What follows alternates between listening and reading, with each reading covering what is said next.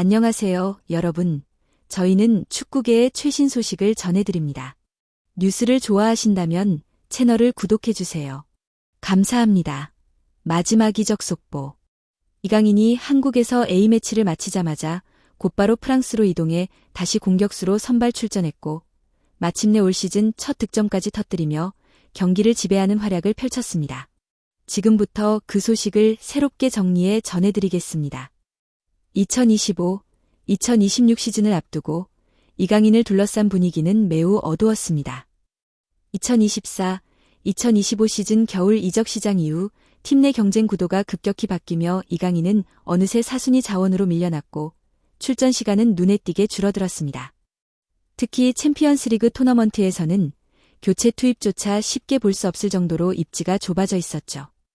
그럼에도 PSG는 리그 우승을 넘어 마침내 수건이던 챔스 우승까지 차지하며 진정한 유럽의 강팀으로 자리매김했습니다. 하지만 화려한 팀 성적과 달리 이강인 개인에게는 냉혹한 시기였습니다. 현지 언론들은 그의 활약을 낮게 평가하며 곧 팀을 떠날 거리라는 전망을 쏟아냈고 여러 클럽들과 이적설이 이어졌습니다. 손흥민의 마지막 토트넘 홈경기였던 뉴캐슬전에서 이강인이 관중석에 포착되자 PSG에 합류조차 하지 않는 모습 때문에 많은 이들이 그의 이적을 기정사실로 받아들이기도 했죠. 그러나 정작 새 시즌이 시작되자 이강인의 흐름은 완전히 달라졌습니다. 시즌 초반 2경기 연속 도움을 기록하며 팀의 핵심 자원으로 자리 잡았고 포지션도 세컨 스트라이커가 아닌 미드필더와 오른쪽 윙어 역할로 재정립됐습니다. 아직 공식적인 득점은 없었지만 슈팅의 퀄리티는 매우 높았고 결정적인 장면에서 운이 따르지 않았을 뿐이었습니다. 특히 그의 키패스 능력은 리그 최상급으로 평가받았습니다. 바이에른 뮌헨전에서는 무려 키패스 15개라는 놀라운 기록을 세우며 챔피언스리그 해당 주간 1위를 차지했으며 직전 리옹전에서는 경기 막판 결승골을 만들어내는 극적인 어시스트로 팀 승리를 이끌었습니다. 이강인을 바라보던 프랑스 현지의 평가는 완전히 뒤집혔습니다.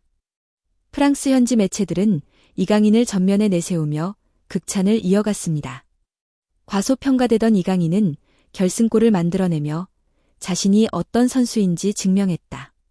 그는 실력이 부족한 것이 아니라 그동안 잘못 평가받고 있었을 뿐이다. 라는 평가까지 나올 정도였습니다. 그동안 이강인을 향해 제기되던 부정적인 고정관념 몸이 약하다, 체력이 부족하다, 큰 경기에 약하다 이런 말들은 모두 하나씩 사라지고 있습니다. 그는 스스로의 실력으로 모든 것을 뒤집어 놓았고 이제는 PSG가 반드시 필요한 핵심 자원 중 한 명으로 올라섰습니다. 앞으로 이어질 시즌에서도 어떤 퍼포먼스를 보여줄지 기대감이 더욱 커지고 있습니다.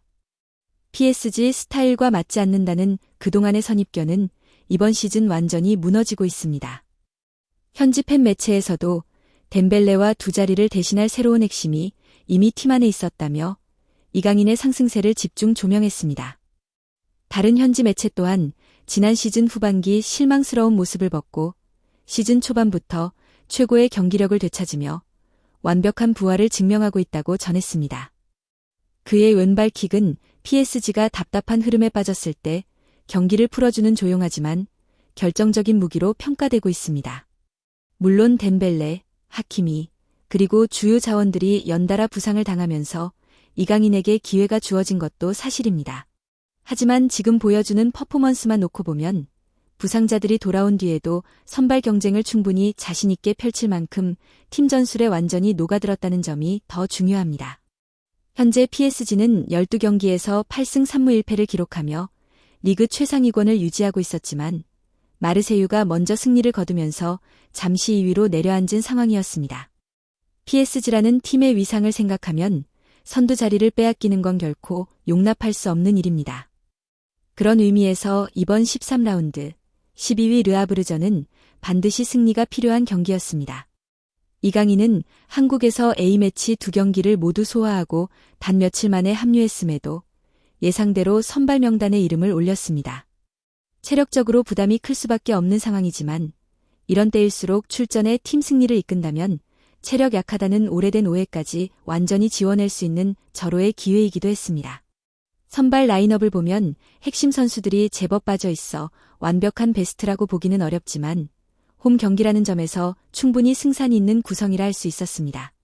유럽 축구도 시즌을 치르다 보면 엄청난 수의 경기를 소화하게 되고 스타 선수들을 시즌 초반부터 과하게 돌리면 후반기에 체력 고갈로 어려움을 겪는 경우가 많습니다. 지난해 PSG는 리그, 챔피언스 리그, 그리고 클럽 월드컵까지 치르는 강행군 속에서 결국 체력적인 한계에 다다랐습니다. 그렇기 때문에 시즌 초반 로테이션은 필수적이고 이번 경기의 라인업 역시 그런 전략적인 운용의 연장선으로 볼 수 있습니다.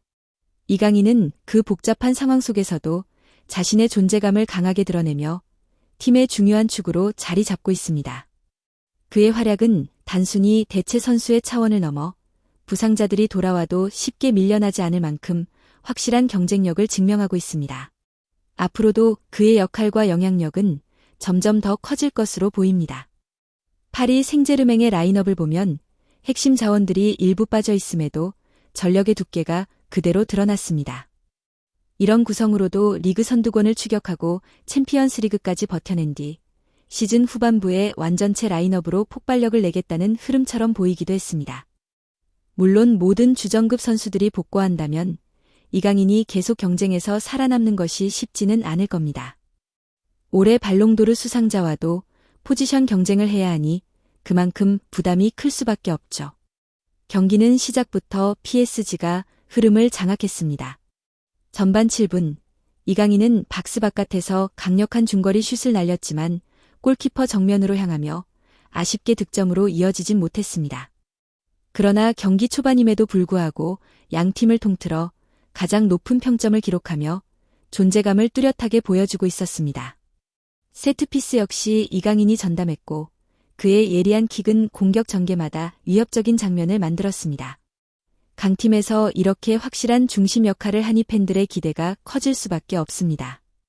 상대팀 르아브르는 12위에 위치한 팀이었지만 의외로 PSG에 몇 차례 위협적인 장면을 만들며 만만치 않은 모습을 보였습니다.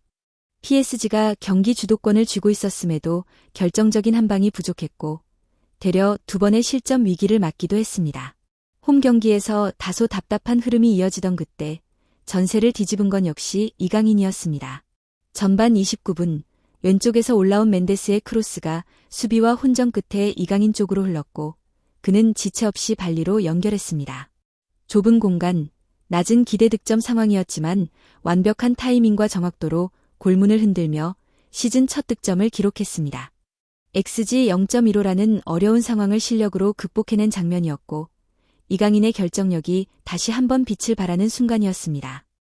경기 흐름을 흔들고 팀을 위기에서 구한 골이었기에 의미는 더욱 컸습니다. 이번 시즌 내내 좋은 경기력을 보여왔던 이강인은 결국 득점까지 터뜨리며 자신의 존재감을 확실하게 각인시켰습니다. 이강인은 이 시점에서 이미 실시간 평점 8.3점을 기록하며 경기의 중심으로 떠올랐습니다.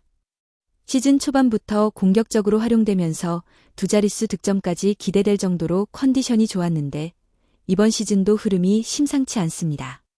현재 팀의 중원 조합은 이전에 뛰던 팀들과 비교할 수 없을 만큼 패스 퀄리티가 뛰어나며 비티냐와 네베스 같은 포르투갈 대표팀 출신 미드필더들이 경기 템포 조절부터 전진 패스까지 완벽하게 수행해주고 있습니다.